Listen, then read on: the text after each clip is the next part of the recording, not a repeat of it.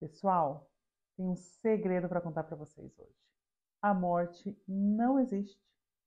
Ah, Carol, você vai falar que alguém voltou do outro lado para contar? Carol, não só alguém, como várias pessoas voltaram já para contar. Ah, você não vai falar de psicografia de Chico Xavier? Ah, se engana quem pensa isso, Carols. Eu estou falando aqui de pessoas que relataram experiência de quase morte e a ciência se debruçando sobre o assunto. Ok, vem Vem com com a a gente. gente.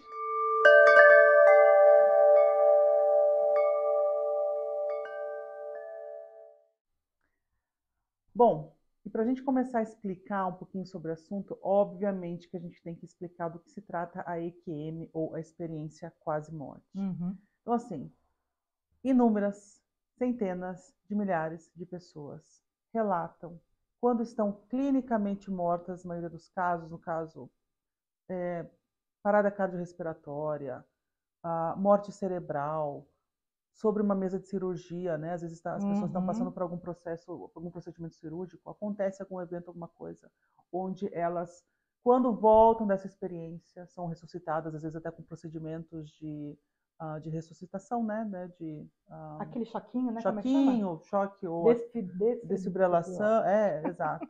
Esse mesmo, gente. Olha o conhecimento da galera.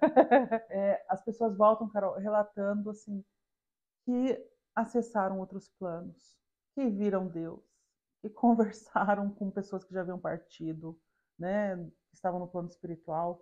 É um leque de relatos que são extraordinários e deixa a gente assim embasbacados quando a gente vai entender um pouquinho mais sobre o assunto.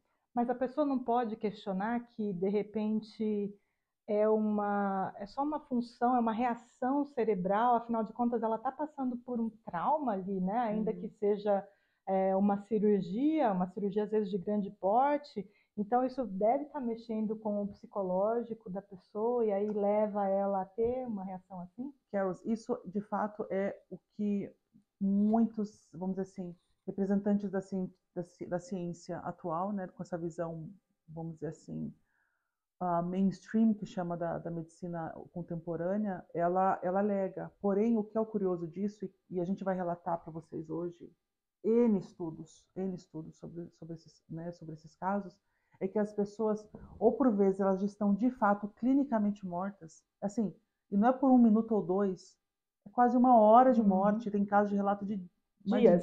dias, Uhum. dias de pessoas É verdade. mortas, onde não há qualquer tipo de atividade no cérebro que é reconhecido pelos equipamentos, né? Uhum. A Importante lembrar. parada, de fato, parada do coração por muito tempo. Então, assim, isso de certa forma quebra um pouco o argumento que alguma visão, alguma escola, vamos dizer assim, alguma escola da medicina pode ter sobre a questão né, de casos de experiências de quase morte. E sem falar também, ah, muitos alegam que a pessoa, quando ela está numa mesa de cirurgia, ela está com muito medicamento, né, Uhum. né, passando pela veia dela, então isso pode, de alguma maneira, influenciar na experiência da Uhum. pessoa, ou fazer a pessoa ter uma experiência de alucinação, Uhum. o que não é o caso, porque muitos casos, a pessoa não tem medicamento nenhum no corpo, Uhum. zero medicamento. Então, acaba que ou tentativas de argumentação que possam dizer com que, de certa forma, isso é uma alucinação, acabam caindo por terra. Eu acho interessante nesse aspecto mencionar um dos maiores nesse campo, que é o Dr. Grayson, que ele fala exatamente isso. Quando perguntado a respeito dessa questão, se não são os medicamentos que fazem as pessoas terem essas Uhum, alucinações e tudo mais, ele é taxativo em dizer que nos estudos que foram feitos por ele até hoje, uhum. a maioria esmagadora dos casos não tinha absolutamente nenhuma medicação Pois no é, organismo. pois é. Né? Então faz com que a gente Uhum. realmente faça questionamentos importantes para chegar na consciência desse fato, porque é um É. fato. Aliás, uma coisa importante, né? A gente está falando aqui realmente sob os olhos da ciência. A gente quer trazer para vocês, com esses nossos relatos, com essas informações, o que a ciência atual fala a respeito dessas situações. Lembra que a gente está falando com vocês a respeito dos estados não ordinários de consciência, né? Uhum. É. A EQM, as experiências de quase morte, elas se encaixam dentro desses estados não ordinários de consciência, e elas vão trazer para a gente vai aqui relatar algumas coisas do que as pessoas vivenciam durante esses estados, muito similares àquilo que nós já falamos para vocês com o uso das substâncias, né? Em estados meditativos, mas talvez de uma forma ainda mais intensa, a gente talvez possa colocar assim, né? Com certeza.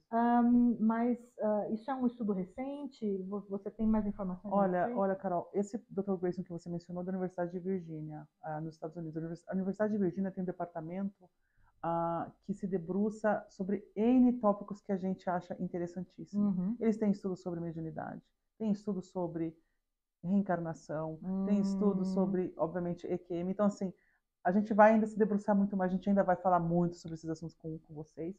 Hoje, de fato, se trata sobre EQM. E o que é bacana, Carol, é essa quebra de paradigma, de fato, de que se apresenta hoje na comunidade científica, do que é explicável pela visão materialista, de que a consciência origina-se do cérebro, sendo que, na verdade, casos como esse demonstram categoricamente de que a consciência ela sobrevive à inatividade do cérebro, ou seja, ela é distinta do cérebro. Claro que se você tem algum trauma na cabeça, se você bate a cabeça, existe alguma coisa, você percebe sim que as pessoas elas têm uma deprivação de, vamos dizer assim, de consciência, de estar, no caso, tem pessoas até que obviamente ficam, sei lá, internadas ou em coma e por vezes acabam tendo uma debilidade na fala ou até em pensamentos cognitivos, mas o fato é que o cérebro é apenas uma máquina que ele vai processar as informações, vai processar os pensamentos, né? Mas a consciência em si, que anima o nosso corpo, né? A gente pode dizer até a alma, são coisas absolutamente distintas, distintas do cérebro, né? Sem dúvida. E eu acredito que a gente possa falar também de de que isso não é realmente, apesar de ter começado lá na Universidade de Virgínia, assim, que a gente sabe, é um local que se debruça realmente sobre esses estudos, já desde a década de 70, a gente está falando aqui de informações que a gente traz, inclusive, da antiguidade, né? Sem dúvida. É claro que, por exemplo, como a comunidade, a sociedade moderna desenvolveu técnicas de ressuscitamento, né, que é o CPR que fala em inglês, né, que é você fazer assoprar na boca da pessoa, você fazer as 15 batidas no coração. Massagem cardíaca. Massagem cardíaca, obrigada, Carol. Obviamente que isso aumentou percentualmente a possibilidade das pessoas sobreviverem a certas condições.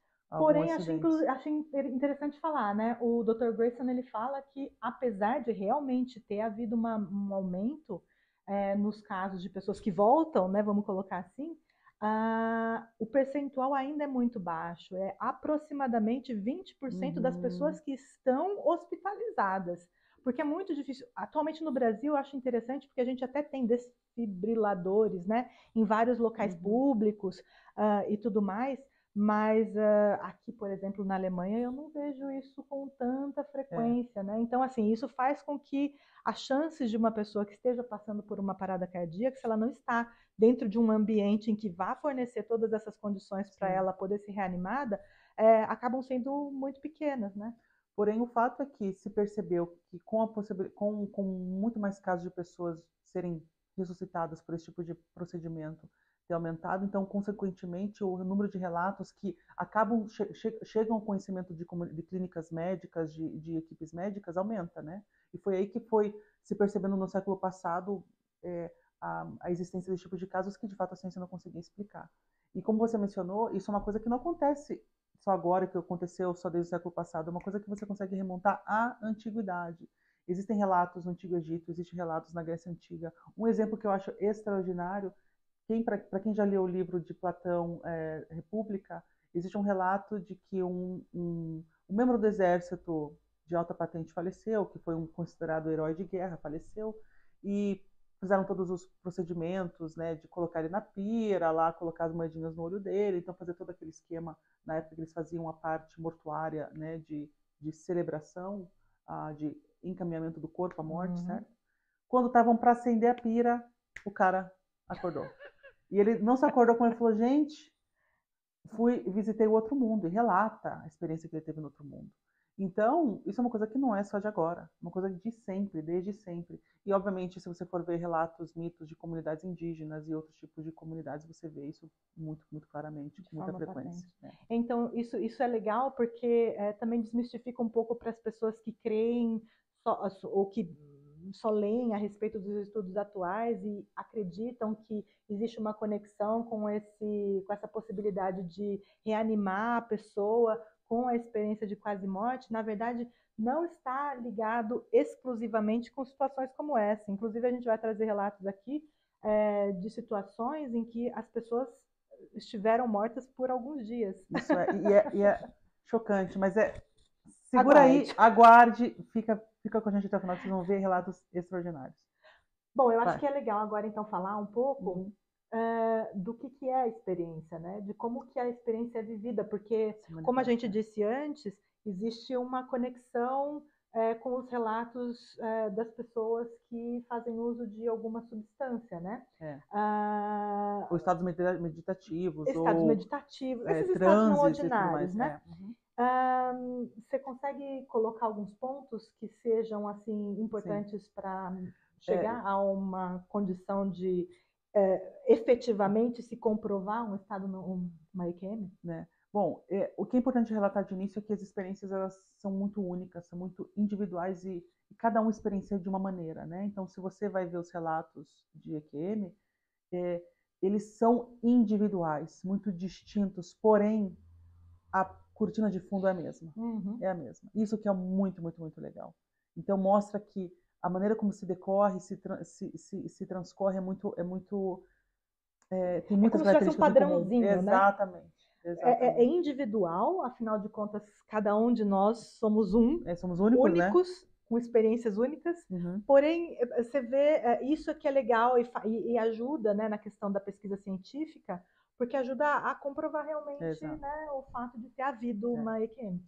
Uma das coisas que são fascinantes é que as pessoas, quando elas voltam, relatam, elas falam: nesse estado, eu tinha um pensamento muito mais claro, muito mais vivo, muito mais realista do que essa vivência que eu tenho aqui com vocês, no caso, com a terceira, que a gente chama na terceira dimensão, da vida normal como a gente conhece.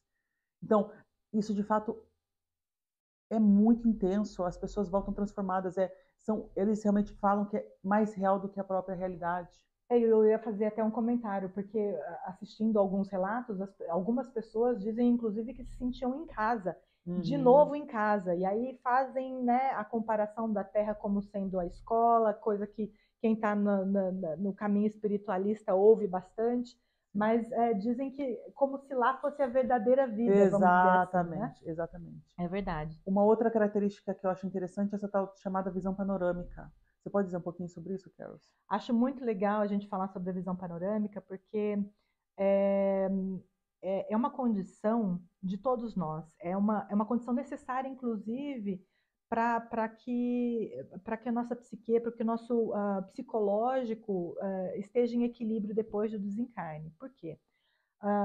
Se você for ler André Luiz, por exemplo, você vai perceber que em muitas situações, ao desencarnar, o espírito tem essa visão panorâmica da vida, ou seja, ele faz uma rememoração dos fatos que ocorreram na sua vida, mas não é uma rememoração pela memória cognitiva, né? É como se ele estivesse revivendo os fatos, às vezes de trás para frente, às vezes de frente para trás, ou seja, da infância até o momento atual, mas de uma forma muito viva, muito Uhum. profunda. Ele está realmente. O que eu fiz para você, eu vejo do seu ponto de vista, não do meu ponto Uhum. de vista, porque o meu ponto de vista eu já conheço, Sim. né? Então é como se eu tivesse do seu lado e percebesse a dor que eu causei, Uhum. o sofrimento que eu causei. Isso traz um impacto muito forte na nossa Uhum. vida, né? Tem um livro que eu gosto muito e assim todo mundo que me conhece já ouviu, já me ouviu falando desse livro, não só pelo fato dos relatos, de certa forma, não eram novidades, mas no meio espírita, espiritualista, não havia muita informação a respeito deles. Então, ele traz informações, acho que muito importantes. O livro se chama Ícaro Redimido, e ele traz a história de Santos Dumont, o que, Hum. aliás, é muito pertinente, porque Santos Dumont, acho que ontem ou anteontem, fez 150 anos da sua morte, uma coisa assim. Olha, só não Bom, sabia. enfim, eu sei que o vídeo é meio que atemporal, né? As pessoas podem estar assistindo ele em uma outra época, mas, enfim, fica a nossa homenagem a Santos Dumont. Eu tenho realmente muita admiração por esse espírito. Mas ao desencarnar, não sei se vocês sabem, mas o Santos Dumont ele passou por uma dificuldade muito grande de encarar a situação de como o avião estava sendo usado, né? O avião começou a ser usado para guerra e ele não era isso que ele tinha imaginado, né? Ele imaginava a conexão dos povos e não o avião sendo usado para esses fins. Então ele ficou muito triste, entrou em depressão e ele acabou cometendo suicídio. E o que acontece? Ao chegar no plano espiritual, ele teve alguns desequilíbrios e ele não passou por essa rememoração, ele não passou pela visão panorâmica, o que fez com que ele não fosse funcional até. Ele estava num processo em que ele precisava ainda ser resgatado, né? Ele teve que ser resgatado da onde ele estava, mas mesmo quando ele foi resgatado e estava numa instituição espiritual, sendo atendido e amparado, ele estava com amnésia, ele não se lembrava das coisas, ele não se lembrava de quem ele era. Na verdade, ele realmente não era funcional, assim, ele não se comunicava com as pessoas. Então, ele teve que passar por um tratamento, como a gente diria aqui, um tratamento psiquiátrico, psicológico, né? Uma terapia psicológica, para, através da hipnose, conseguir fazer esse processo de rememoração de forma retroativa, né? ou, enfim, um pouco mais tarde, para então voltar em equilíbrio. Então é um processo que é independente da EQM. Só que como a EQM... Mas é muito comum, a maioria, Não, das isso que eu pessoas quero dizer. relatam. Como a EQM a pessoa está morrendo, a pessoa, assim, por isso que chama experiência de quase morte, né? A pessoa efetivamente, ela poderia ser que ela morresse efetivamente. Então o processo é como o da morte, até um determinado ponto, né?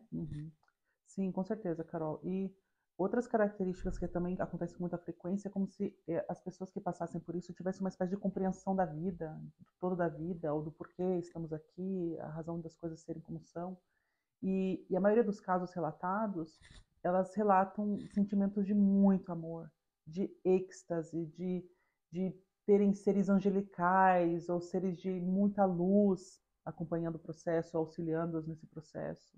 É legal nesse ponto a questão das metáforas, que a gente vai falar Não, ainda um pouco mas disso, acho que é pertinente falar agora. porque nesse momento dos seres de luz, depende muito da bagagem religiosa, espiritual, entendimento da Cultural, vida cultural. Às onde vezes a eles pessoa estão. é ateia, às vezes a pessoa, Ou né? é da Índia, ou da China, do Japão, Isso. enfim, a maneira como elas... Então ela vai ver aquele ser de luz e ela vai traduzir para a bagagem cognitiva que ela tem para fazer, para arquetípica entender dela. exatamente a arquetípica dela, para trazer esse relato, né? Porque assim, na nossa mente a gente sabe muitas vezes que tem coisas que passam na nossa mente que a gente encontra palavras para explicar, mas às vezes as palavras elas não querem Exato. dizer exatamente aquilo que a gente está pensando, viu ou sentiu, né?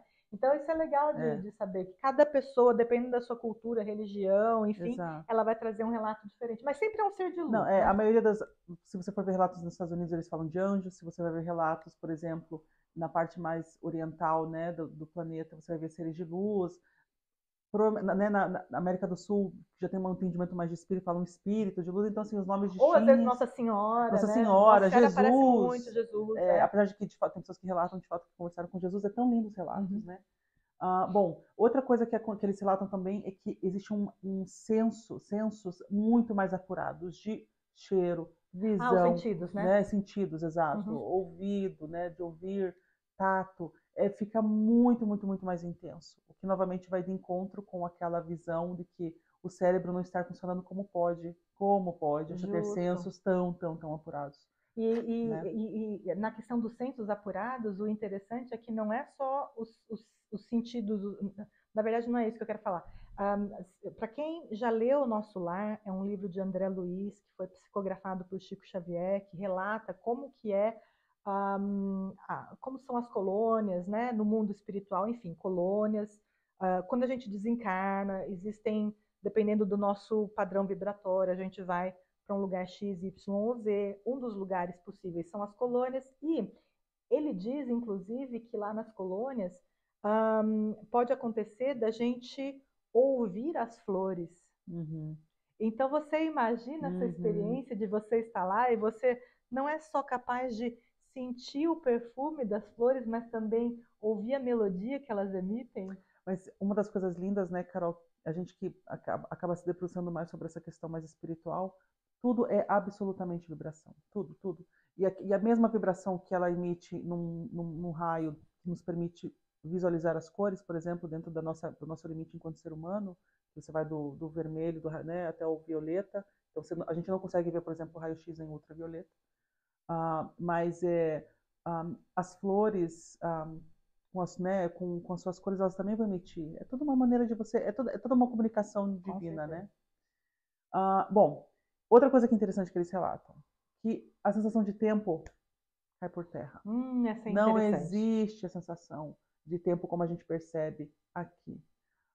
E isso você consegue ver em vários relatos, assim, é uma coisa muito, muito, muito, muito, muito assim, característica, e também de outras experiências de estados não ordinários, mas aqui na EQM é muito, muito acentuado. Acho até interessante falar, porque esse Dr. Grayson que a gente vem mencionando, ele desenvolveu uma escala, né? Existe a escala Grayson, que é a escala que é utilizada atualmente para determinar se a pessoa teve efetivamente uma experiência de quase morte ou não. E uma das perguntas que são colocadas é justamente essa: como que foi a percepção do tempo? Né? Ele passou mais rápido, ele passou mais devagar? Obviamente, né? Não é obviamente, mas muitas pessoas têm esse relato de realmente o tempo não existir, que as coisas elas não aconteciam numa sequência, elas aconteciam todas ao mesmo tempo. Então, a questão da visão panorâmica que a gente fala, de ver a vida do início até o fim, não é a pessoa tá vendo ponto 1, ponto 2, ponto 3. Não, tá tudo acontecendo ao mesmo tempo. E a percepção acontece de uma maneira, é algo que é possível acontecer. De alguma maneira é possível você ter essa percepção de tudo, dessa visão do todo da vida ao mesmo tempo. E essa vida agora, o que impactou no passado, o que impacta no futuro.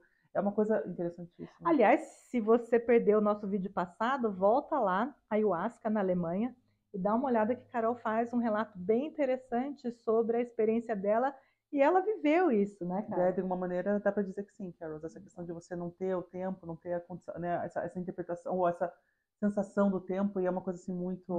uma coisa que marca, de fato, as pessoas.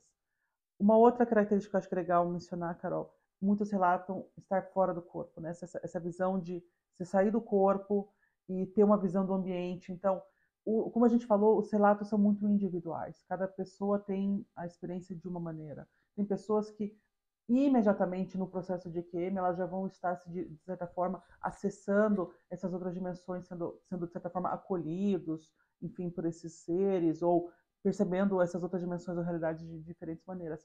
Outros relatam simplesmente, por exemplo, estão ali no processo de cirurgia, quando percebem, saem do corpo, conseguem ver todos os médicos, né, fazendo o procedimento cirúrgico dentro de você mesmo, né, que é um negócio surreal.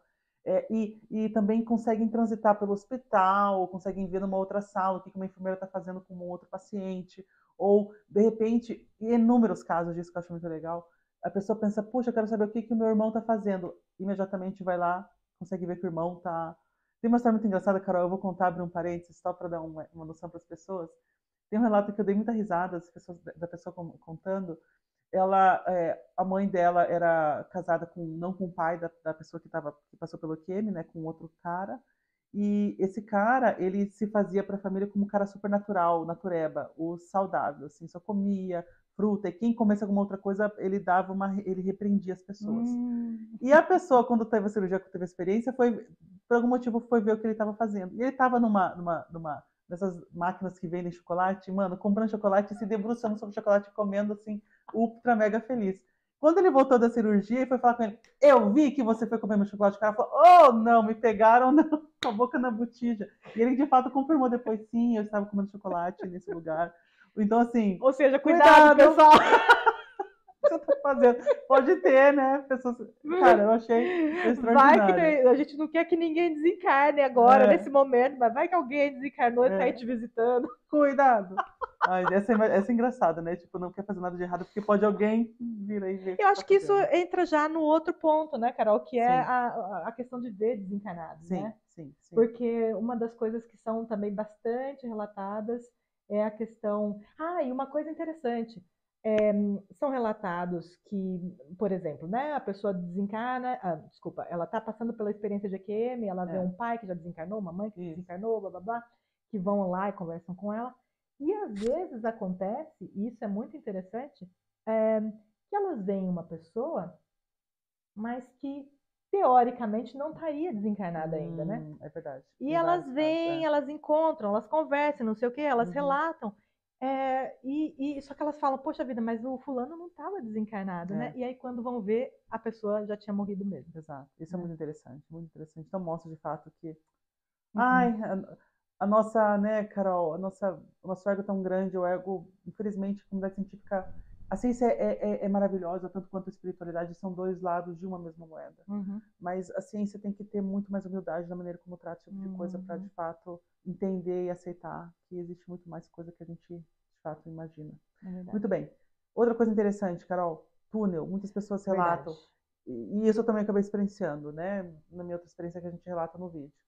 Você entra num túnel, numa espécie de vortex, você pode falar até vortex, túnel, enfim, tem vários termos, e varia, né, os termos de onde a pessoa está, da questão justamente cultural que a gente mencionou antes, né? Mas sim, você nesse túnel você passa então para uma outra dimensão, para uma outra, pra outro plano. Acho que é essa maneira como dá para Uhum. descrever, né? E o último, É, acho que é a barreira, né? Que muitos relatam que existe uma barreira que se você ultrapassa essa barreira, você fica, né? Então, você não pode ultrapassar. Se você é como se você ultrapassa a tivesse a barreira, você escolha. fica. Muitas pessoas relatam Isso é assim: verdade. é apresentado a elas uma escolha. Você quer voltar para a Terra, para essa tua vida, para terminar assim, o processo, o projeto reencarnatório, né, o projeto de vida que você teve, ou você quer ficar aqui, né? Então, é também colocado para as pessoas a escolha muitas vezes, Sem né? dúvida, é. Obviamente as pessoas que voltaram porque escolheram voltar, seja porque foram compelidos, Tem um né? relato que eu vou trazer aqui que a pessoa foi empurrada de volta, Às vezes não tem muita escolha, vai. literalmente. É, Mas é. tem uma última coisa que eu acho que é importante falar Hum, também, né? Porque no final das contas a gente está falando aqui de coisas lindas e maravilhosas e uhum, êxtase e tudo mais. é, Mas, gente, tem sim também os casos de pessoas que têm experiências não muito positivas, né? uhum, Experiências que trazem, às vezes, até alguns desequilíbrios, e esses casos, eles não são muito relatados, é, porque as pessoas, elas têm vergonha de é, contar, né? é, Elas não gostam muito de comentar. Os casos que a gente encontra, muitas pessoas até hoje é como se fosse um trauma, sabe? Elas sonham com isso uhum, e elas têm medo da estigmatização, porque muita gente, assim, pelo menos um relato específico que eu vou trazer para vocês, a pessoa ela diz que, como era de uma família muito religiosa, os familiares começaram a julgá-la se uhum, ela for para um lugar como aquele, o que que ela estava fazendo? O que que ela estava escondendo? Porque, é, né, assim, que pessoa que era ela? é. E ela se considerava uma pessoa absolutamente normal, né? Enfim, É uma coisa para se pensar mesmo, mas a Carol, gente vai para a gente ter conversar. consciência. É. É. Bom, eu acho que nesse aspecto, então, a gente colocou aí os pontos Sim, interessantes e principais, né, do que é vivenciado, e de repente a gente pode falar um pouco das pesquisas, né, com ou dos certeza, pesquisadores que estão com trazendo. certeza. Vamos tocar um pouquinho. Acho que um dos grandes das sumidades atuais é o Dr. Grayson, Bruce né? Grayson, para quem Grayson quiser Grayson procurar. já escreveu livro sobre o assunto, médico psiquiatra da Universidade de Virgínia, Ele é professor de psiquiatria. professor de psiquiatria. E sabe o que é legal? Para quem tem Netflix, tem uma série que se chama Sobreviver à Morte. Ah, um dos episódios é com É com ele? ele. Ah, eu não É lembrava. com ele. Ah, Ele relata, né? Ele tem vários casos interessantíssimos. Então, para quem tem interesse, dá para as pessoas acessarem essa série, que é que muito, legal. muito Nossa, legal. essa série é muito legal porque ela não traz só experiências de quase morte, né? Ela traz várias coisas e para quem se interessa pelo assunto é bem legal. Muito legal. Então, enfim, você já mencionou, acho que da escala dele, né? Que ele desenvolveu. E acho que a grande influência dele foi o tal do Raymond Moody, não é, Ah, o Carol? Raymond Moody, ele é muito conhecido, assim, muito conhecido, né? Eu creio que no Brasil ele é mais conhecido porque ele escreveu um livro que se chama Vida Após a Vida, se eu não me engano. É esse mesmo, é. Tem um documentário no YouTube, se vocês quiserem procurar, tem um documentário com legenda em português, que é muito legal, que traz vários dos casos. Um dos casos a gente vai falar aqui hoje. E é um pesquisador que realmente vem analisando milhares de casos, não são centenas, são milhares de casos, e ele tem realmente bastante bagagem para falar sobre o assunto. Então, muitos dos pesquisadores atuais que relatam experiências, ou na verdade que pesquisam as experiências de quase morte, iniciaram por causa dele, ou por influência dele, ou leram o livro dele, se viram compelidos, assim, realmente é Uma grande influência, né? uma grande influência no meio. Um outro estudo bacana é um estudo que foi feito na Holanda pelo médico Dr. Pien van Lommel, eu espero que eu esteja falando o nome certo, não peçam. E ele, num período de 4 anos, no início dos anos 90, ele relatou, vamos dizer assim, catalogou quase 350 casos de pessoas que sobreviveram a uma parada cardiorrespiratória. E o que é bacana é que ele chegou numa porcentagem dessas quase 350 pessoas, aproximadamente, acho que foram 62 pessoas que tiveram uma experiência de quase morte, que chega a uma porcentagem de quase 20%, né? 18% para ser mais exato, de pessoas que de fato relataram experiência quase morte. Então, o que é interessante a gente entender disso aí? Nem todas as pessoas que tiveram uma parada cardiorrespiratória, que tiveram algum trauma, alguma experiência que de fato estavam ali no limiar da vida e da morte, vão relatar uma EQM. E o que ele chegou à conclusão que isso é independente de sexo, de religião, de estado civil, enfim, entre outras características que porventura a gente poderia imaginar que influenciassem.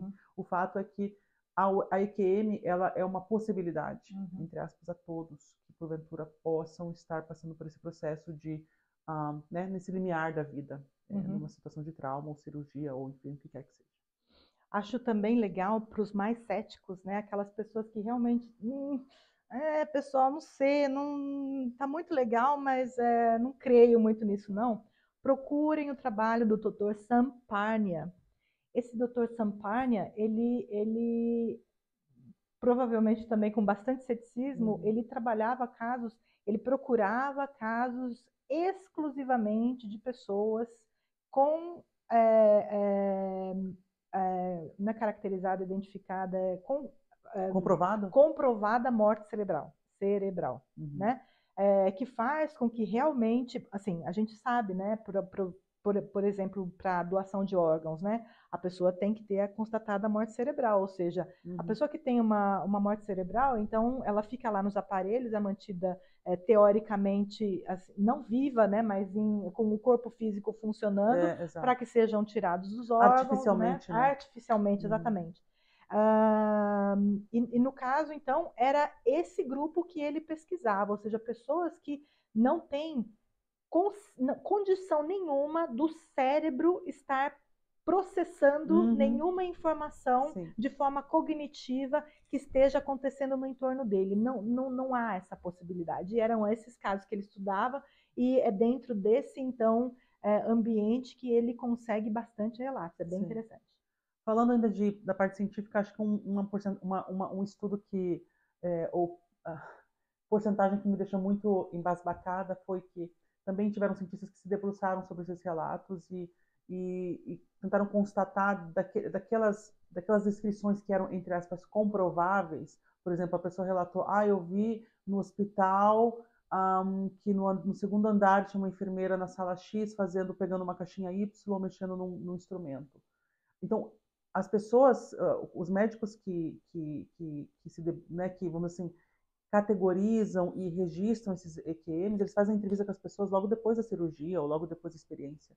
Então, você consegue claramente, de fato, através de câmera dentro do hospital ou outros tipos de entrevista, você constatar o que aquela pessoa que relatou a EQM está alegando, né? 90% daquilo que as pessoas alegam, Carol, é comprovado. 90%, o que é uma porcentagem É muito alto. muito alta. E 8% é parcialmente comprovado, né? Comprovado. Então, somente 2 eram equivocados. E você pensar como pode uma pessoa, né? Então, justamente pensando para aquela visão das pessoas.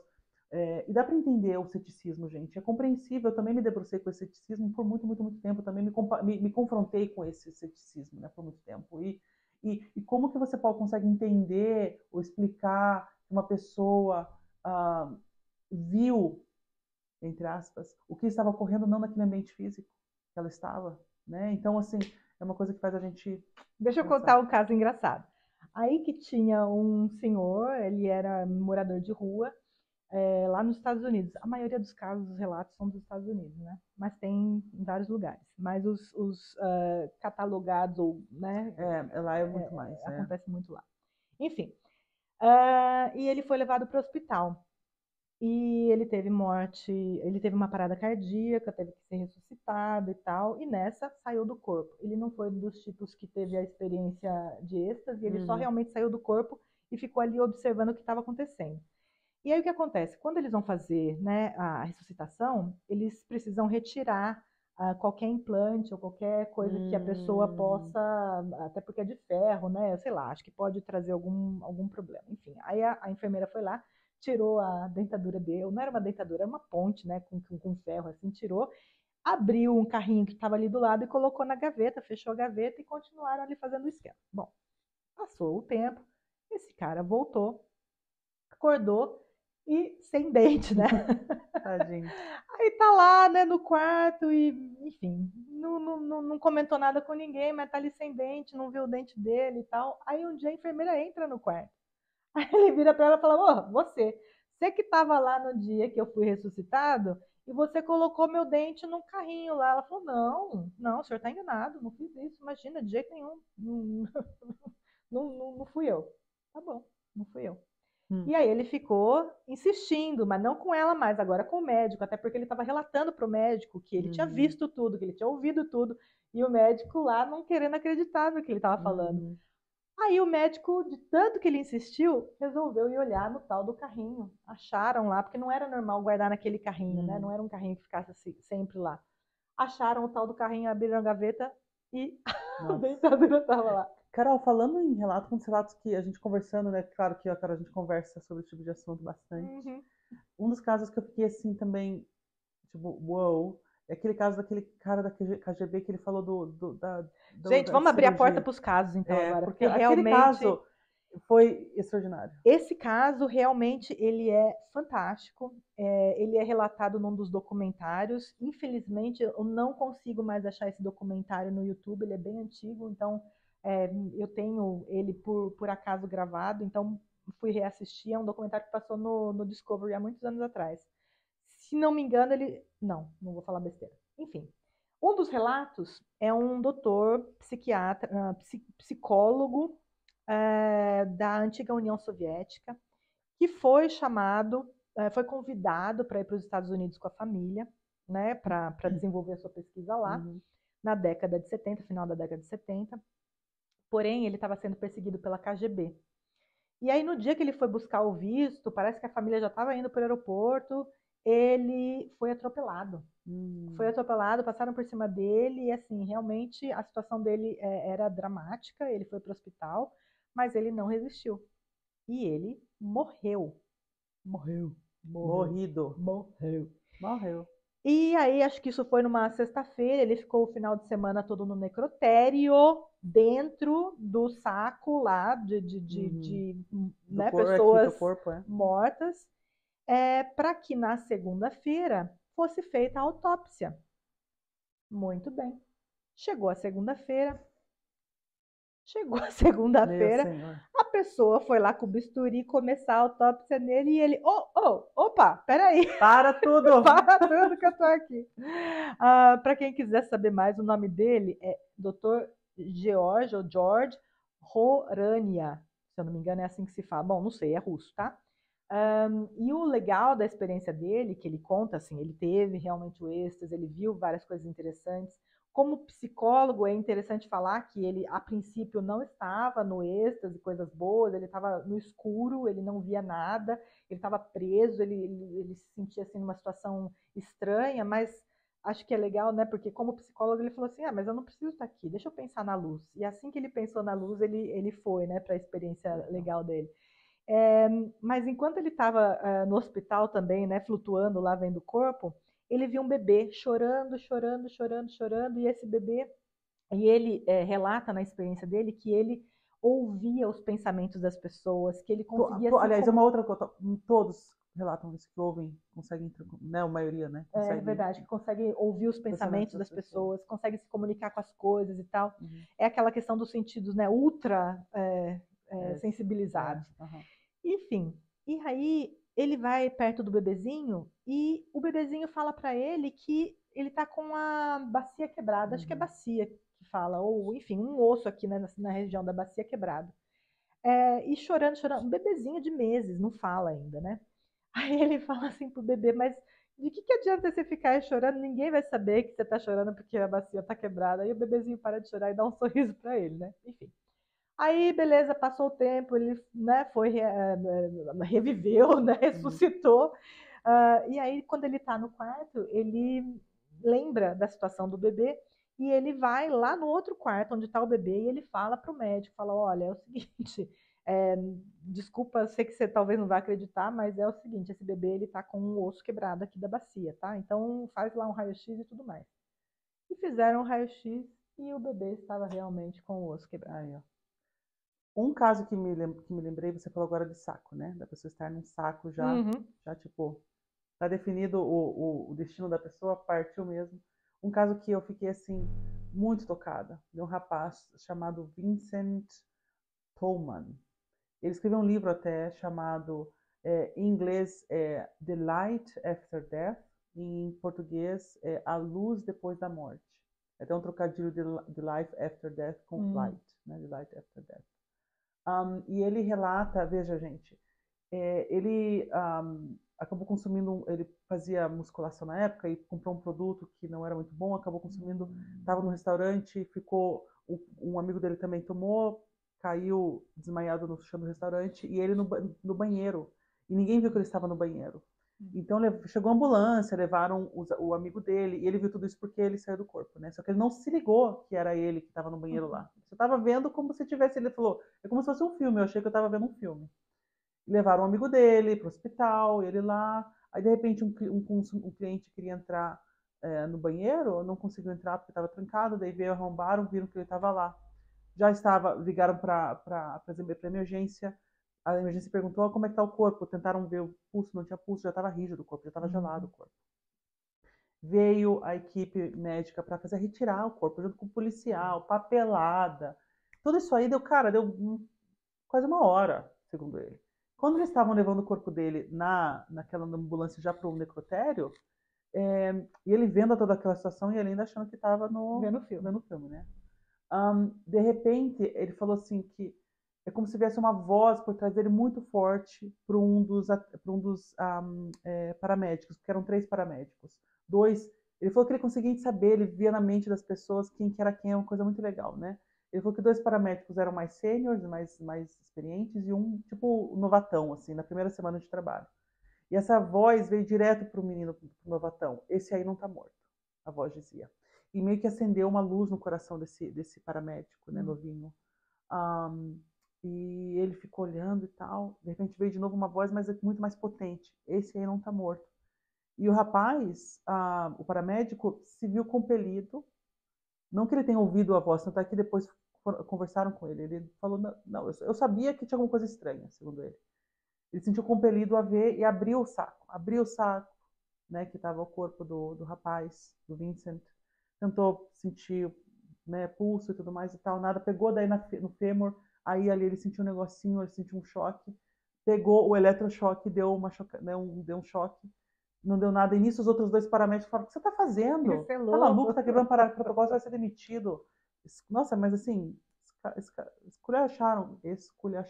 esculhambaram, esculacharam o rapaz, moleque, médico, né, paramédico.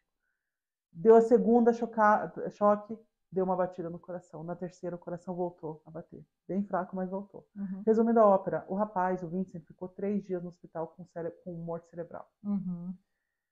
E foi justamente aí depois que ele teve a experiência extraordinária com o mentor dele que se chamava Drake. Um velhinho, barbudo e tudo mais.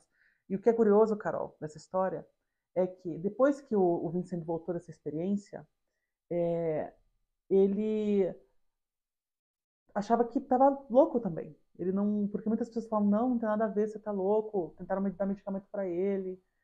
E teve duas experiências muito interessantes no caso dele.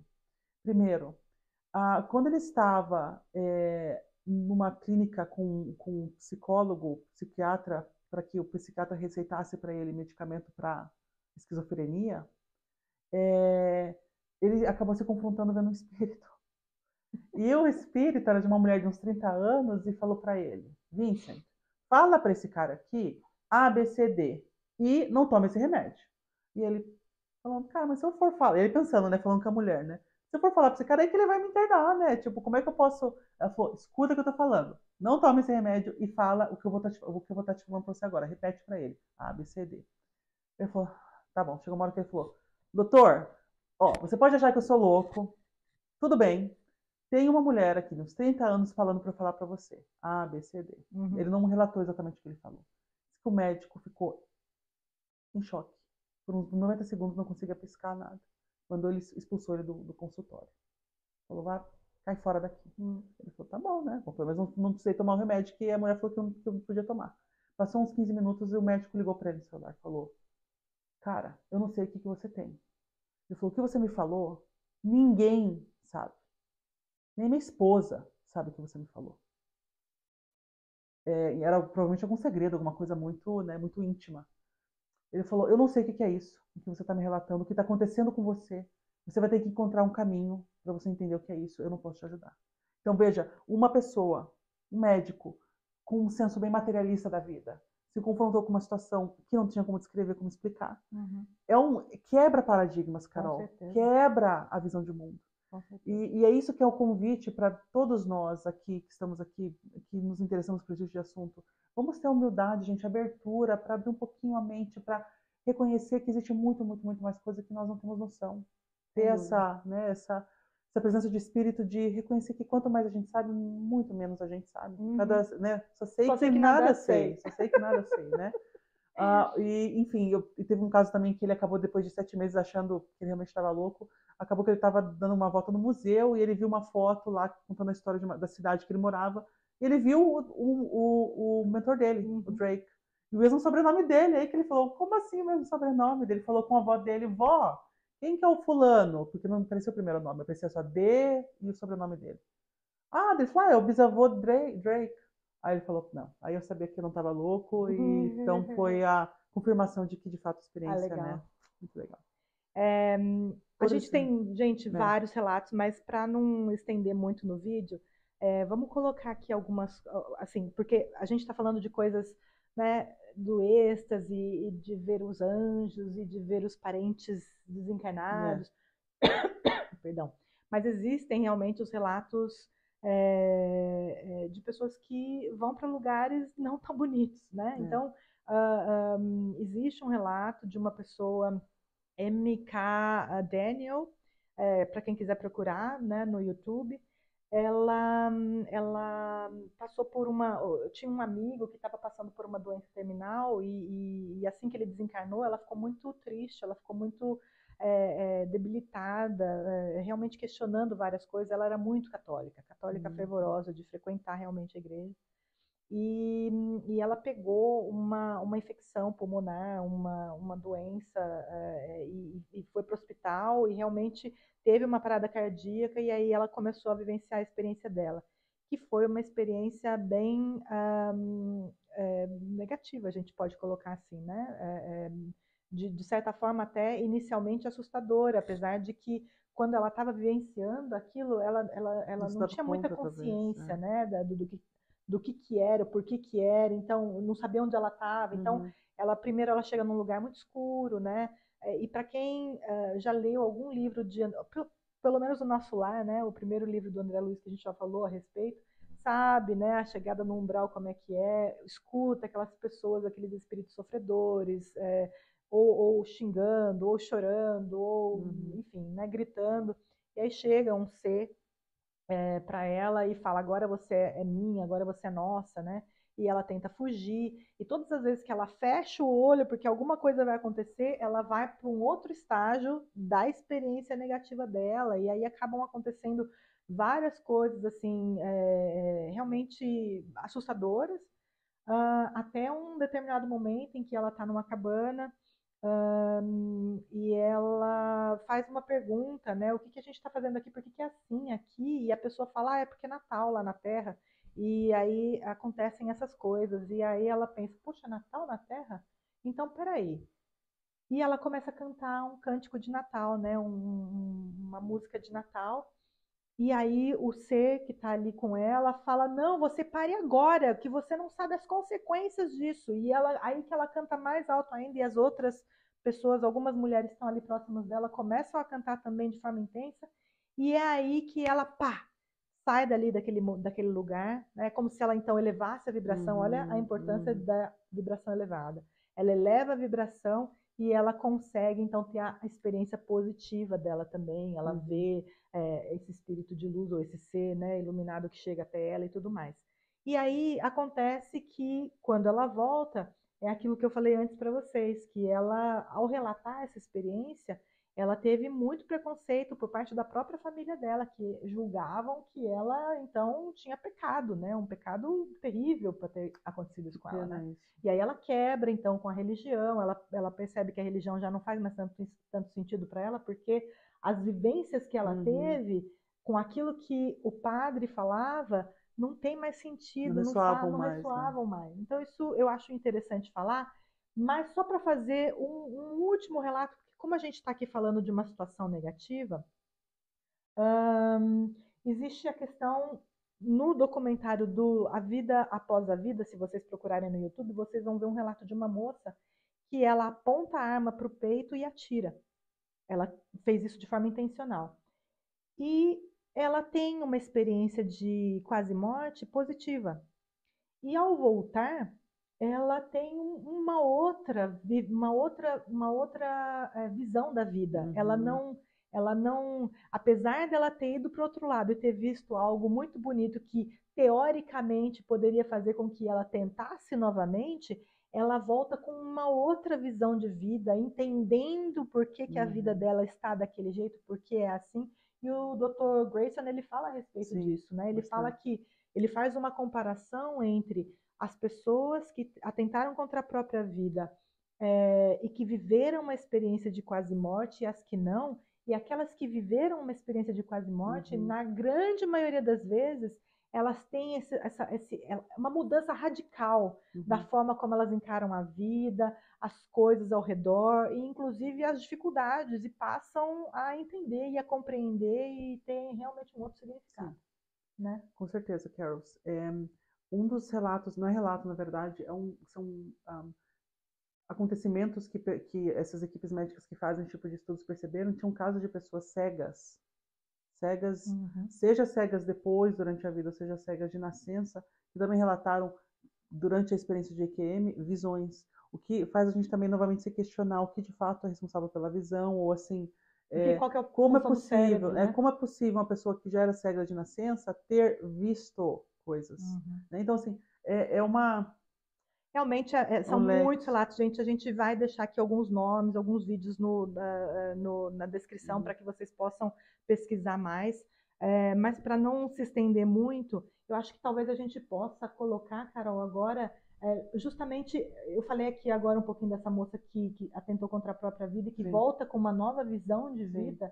Essa mudança, essa transformação, né, que a experiência traz. Isso eu acho que é uma coisa que também une as experiências de EQM. Todas as pessoas voltam de fato com uma visão transformadora, né? Encaram a vida de uma maneira muito diferente.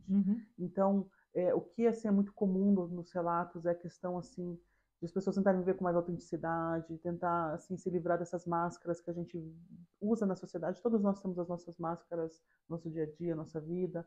Então, eles veem a irrelevância disso e a importância de a gente viver a nossa vida com a nossa próximo da nossa essência, né?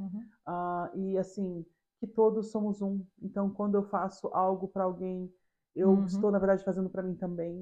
Então, cara, são tantas aprendizados, a questão do julgamento. Quando eu estou julgando o outro, eu também estou me colocando, eu estou me julgando com a mesma medida, com a mesma régua. Inclusive, aqueles que eu julgo por estarem julgando alguém, você também está julgando. Então, isso nos mostra, isso é uma coisa com que a gente se confronta com muita frequência. Você fala, puxa, aquele preconceituoso, que coisa absurda. Veja, todas as pessoas que julgam, de certa forma, foram vítimas de alguma coisa na vida. Todos nós somos vítimas e somos algozes e somos... Né, na verdade, vítima mesmo não existe, mas o fato é que as pessoas estão tendo esse padrão de comportamento por uma razão. Então, fugir dessas nossas tendências julgadoras, né? E, enfim, contato, amor com a natureza, com a terra, com os animais, dar esse valor a essa troca que a gente está aqui na Terra e especialmente encarar a Terra não como uma corte de julgamento, mas sim como uma escola. E isso as escolas espiritualistas são muito claras, né, nessa visão. Entre tantas outras coisas. Então, mas é muito lindo de acompanhar. Então, a gente faz um convite para vocês. Antes de vocês irem dormir, porque um dos relatos do próprio Vincent Tolman, que eu relatei antes, ele fala que um dos aprendizados dele nessa experiência é a chamada hora do poder, que são 30 minutos antes de você dormir, 30 minutos depois de você acordar. Se inunde com coisas boas. Se inunde com vibrações boas, porque isso faz toda a diferença no seu dia, como você vai dormir. É um convite a vocês, procurem no YouTube, gente. Tem tantos relatos sobre isso, tem histórias cativantes. Posso falar só um nome? Vou falar um nome para vocês, porque infelizmente, por causa do tempo, a gente não vai poder falar. Mas esse é um relato de um neurocirurgião de Harvard, fantástico, fantástico. O nome dele é Eben Alexander III. Procurem, realmente vale muito a pena. Ele escreveu 2 livros e uma das coisas que a Carol estava falando é o que ele realmente fala, que quando ele volta, as lições que ele traz com ele são de aceitação, são de misericórdia, são de unidade, são de compreensão, são de um sentimento de colaboração. É muito lindo, é muito maravilhoso e realmente vale muito a pena. E uma última informação da minha parte, pelo menos para vocês, é que muitos dos relatos dizem, para quem acredita, né, em céu e inferno, que o inferno é a distância de Deus.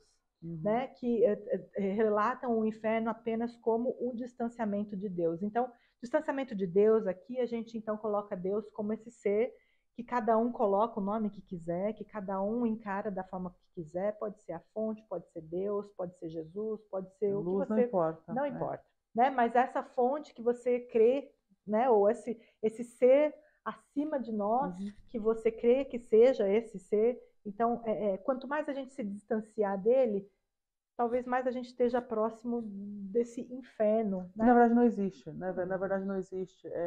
São criações nossas. São todas criações nossas, percepções nossas de vida, do mundo, e tudo é de acordo com a nossa vibração, da maneira como a gente transita pelo mundo, né? Com positividade, com otimismo, com autenticidade, com leveza, com aceitação. Então, interessantíssimo que um tópico como esse, Experiência Quase Morte, novamente faz a ponte com a gente, para a gente rever um pouco o nosso dia a dia, com o que a gente está se expondo, com as amizades, não as amizades, mas assim, o que você tem ao redor de você. Os filmes que eu assisto, os livros que eu leio, eu estou consumindo as na rede músicas. social. Então, convite para vocês aí, para a gente poder trazer esse tipo de lição de casa, o que eu estou me expondo todos os dias, e procure no YouTube e em outras mídias relatos que são relatos extraordinários. Eu tenho certeza que vocês vão adorar. E se vocês estiverem gostando dos nossos vídeos, eu vou fazer um convite para vocês para se inscreverem no nosso canal, ativarem lá o sininho, porque de repente a gente pode estar trazendo mais assuntos que possam interessar vocês. Enfim, é um convite, né? Se sentirem movidos a isso, fica aqui a nossa gratidão, tá bom? Muito obrigada. Obrigada e até a próxima. Tchau!